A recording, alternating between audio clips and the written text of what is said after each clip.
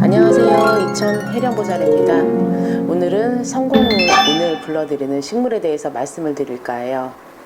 식물도 나의 운에 맞는 식물이 있습니다. 사람들에게 집은 따뜻하고 편안하고 안락한 휴식처가 되는데요. 이 공간에 꽃과 나무가 있으면 한결 아늑한 분위기를 낼 수가 있겠죠. 마당이나 베란다에 정원을 만들거나 크고 작은 화분을 집안의 곳곳에 두는 이유는 싱그러운 식물의 기운을 온몸으로 느끼고 싶어서가 아닐까 싶습니다. 하지만 모든 식물들이 다 우리에게 유익한 기운을 북돋아 주는 것은 절대 아닙니다. 어떤 식물들은 건강운과 재물운에 좋은 영향을 미치겠지만 어떤 식물들은 오히려 나쁜 영향을 주기도 합니다. 풍수지리에서는 아무리 잘 꾸며놓은 정원도 집주인의 기운과 맞지 않는다면 불행을 가지고 올 수가 있어요. 사람과 식물의 기운이 서로 충돌을 한다면 또는 기싸움에서 사람이 진다면 정원을 가꾼 보람이 절대 없을 것입니다. 큰 나무는 사람의 생기를 또 뺏어갈 수가 있습니다. 옛날 우리 조상들은 집 마당에 큰 나무가 서 있으면 흉하다고 여기셨어요. 담으로 둘러싸인 마당에 큰 나무가 서 있는 모습을 한번 떠올려 보세요.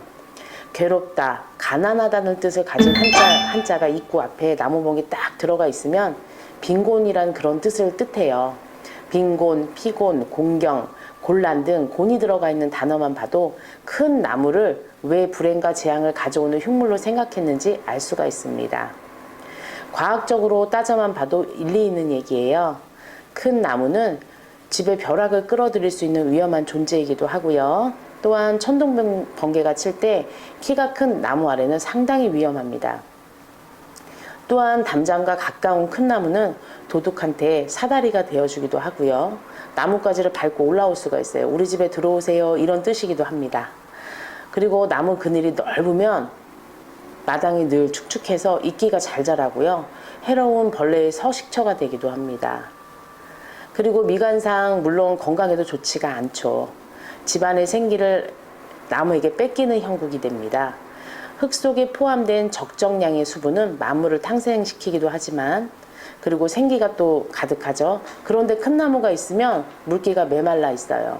푸석푸석하고 생기 없는 땅이 돼버리고요. 광합성 작용을 위해서 큰 나무가 땅의 수분을 전부 빨아들이기 때문이에요. 날씨가 건조해지면 땅속에 수분이 증발을 하게 되고요. 집안의 미기후가 조절이 되는데 큰 나무가 땅속 수분을 다 써버려서 집안의 공기가 건조해질 수밖에 없습니다. 평소 감기나 천식 같은 호흡기 질환을 달고 사시는 분들, 큰 나무는 독이나 진배가 없습니다. 그렇다면 정원수 높이가 어느 정도일 때 흉할 곤이 될까요? 맨 위쪽의 나뭇가지가 건물 지붕보다 높은 경우, 그러니까 한옥으로 봤을 때 용마루선이라고 하죠. 그 선보다 낮다면 흉하다는 표현을 절대 쓰지 않습니다. 근데 시간이 흘러서 나무가 자라고 지붕선보다 높아지면 덧가지를 잘라줘야 되겠죠. 그리고 지붕과 높이를 같이 맞춰줘야 돼요. 그리고 마당뿐만 아니라 실내, 다시 말해서 아파트 거실이나 베란다, 그런 데서 큰 나무를 키우는 건 절대 안 좋습니다. 이때 나뭇가지 잎이 천장에 닿으면 많이 흉하고요. 닿지 않으면 그렇게 크게 문제 삼을 일이 없겠습니다. 여러 식물들 가운데 벤자민은 조금 특히 주의하셔야 할 점이 있어요. 어린 나무가 몇 년새 훌쩍 자라서 잎이 천장에 닿을 수가 있어요. 그만큼 잘 자라거든요. 물을 많이 먹으면. 사실 큰 나무가 실내에서 키우기가 제일 어려워요. 게다가 잎이 많은 식물은 낮에는 이산화탄소를 흡수하고 산소를 내뿜지만요. 밤에는 사람이랑 똑같아요. 이산화탄소를 내뿜어서 실내 공기를 혼탁하게 부르는 주범이 되기도 합니다. 그리고 정문이 좋아지는 나무로는 건물, 로비나 카페 등에서 많이 보셨는데 키 큰 나무를 보신 적이 많으실 거예요. 눈길을 끄는 나무들은 대개 인조나무, 조화나무라고 하죠. 인조나무라고 해도 벤자민이나 벚꽃 같은 것은 보기가 좋아요. 바람에 살랑살랑 움직이는 잎과 예쁜 꽃, 그리고 마치 살아 숨쉬는 자연을 실내에서 들여온 기분이죠. 상쾌할 수가 있어요.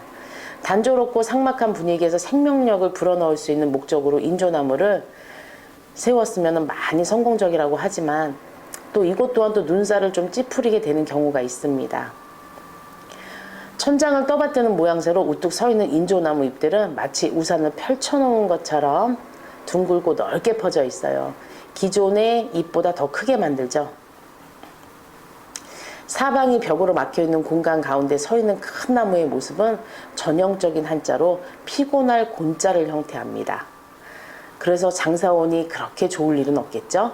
게다가 천장 높이에 맞추려고 큰 나무를 몸통을 인위적으로 싹둑 잘라냈다. 이런 경우도 있고요. 초록 잎사귀랑 꽃이 무성하게 달려 있고요. 근데 너무 좋지 않을 때가 많아요. 보일 때가. 그리고 벽을 따라서 일렬로 세워진 자작나무나 대나무도 마찬가지예요. 굳이 윗부분을 잘라 높이를 똑같이 맞출 이유가 절대 없거든요. 자연 상태에서 중심 가지가 잘린 나무는 크고 건강하게 자라지 못하듯이 인조나무는 가게의 성공운을 많이 떨어뜨리게 됩니다. 나쁜 것은 잎뿐만이 아니에요. 인조나무에 매달린 수많은 천조각 잎은 먼지가 많이 쌓입니다. 청소를 아무리 열심히 해도 잎에 묻은 먼지를 닦아내기가 상당히 없습니다. 그리고 문이 열릴 때마다 먼지가 풀풀 날리는 가게라면 머지않아서 파리가 날아다닐지도 모를 것 같아요. 그리고 가장 좋은 건 적당한 높이에 살아있는 나무입니다. 굳이 인조나무를 세워서 자연 친화적인 분위기를 연출하고 싶다면은 비교적 키가 작은 나무를 선택하시는 게 좋고요. 중심 가지를 일부러 자르지 마세요. 그리고 잎사귀도 천장에 닿지 않게 매달아야 되는 게 좋고요.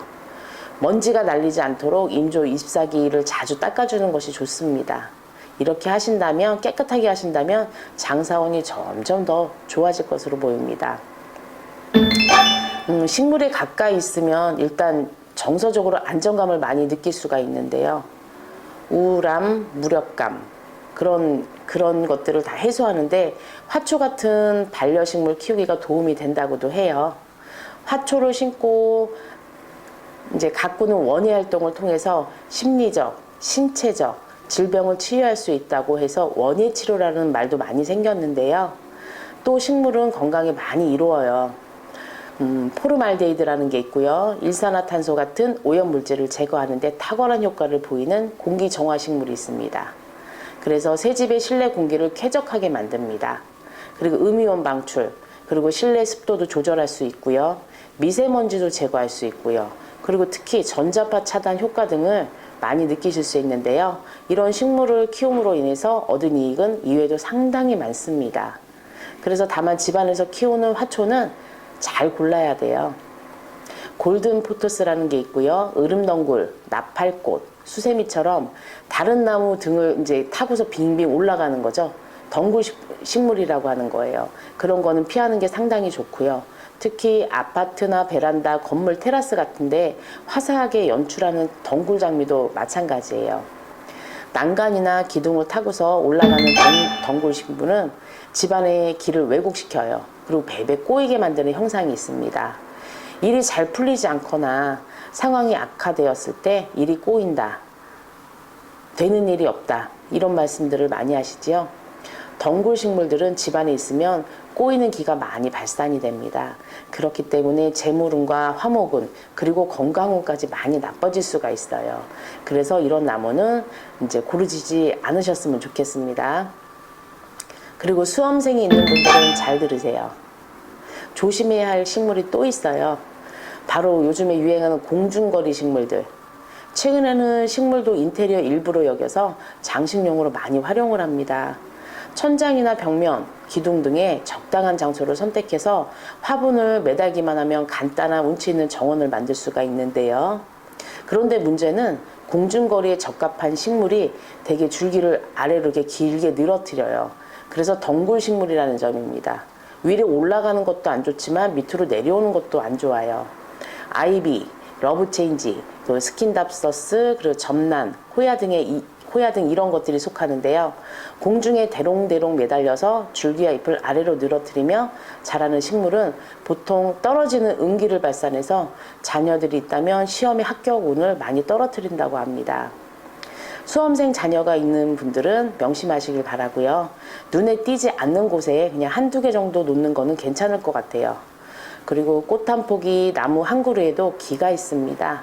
이왕이면 사랑과 조화를 이루는 기가 있는 집안에 좋은 게 있으면 좋지 않을까 싶습니다. 지금까지 성공운을 부르는 식물에 대해서 말씀드렸습니다. 다음에 또 만나요. 이천 해령보살이었습니다.